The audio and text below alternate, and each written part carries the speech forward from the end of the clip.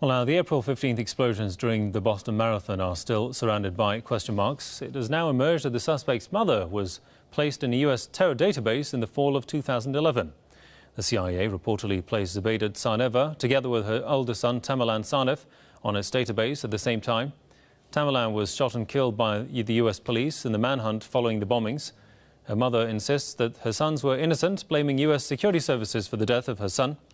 The younger brother, Johar, is hospitalized due to a gunshot wound in his throat. He's been charged with federal terror offences over the twin blasts that left 3 people dead and scores more injured. Let's go to Washington and talk to Dr. Randy Short with the Dignity and Human Rights and Peace Organization. Welcome to the program, sir. Doctor, it's interesting to see the mother of the 2 Chechen men has also been put on the FBI's terror list. How come? Well, do you really think that they need a reason?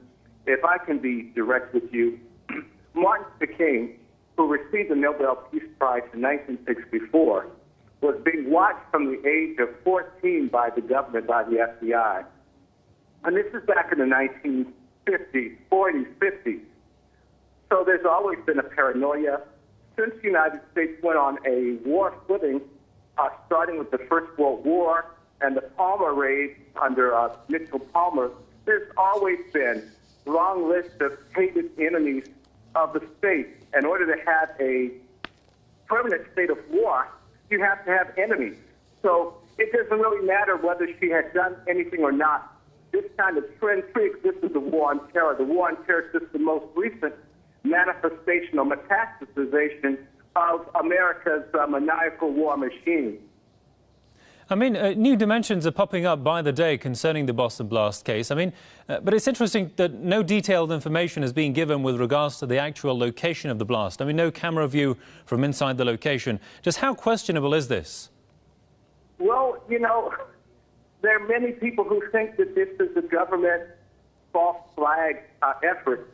It's interesting how certain things are not released, and yet other things are. When they wanted to set these young men up, or whatever they've done with them, you knew all about them. Yet you can have another American who happens to be Jewish, Duchki, who sends a letter that's poisonous to Obama, and nobody mentions that he's Jewish. They play games with information. It's about misinformation to manipulate and frighten and cow the American people. And ultimately, if you look at where this has gone, you look at what happened in Canada, they ultimately want to blame Iran. This is about making AIPAC and the other people who want a war with Iran at all costs. So it doesn't matter. They just need a good enough lie to initiate war conflict. Indeed.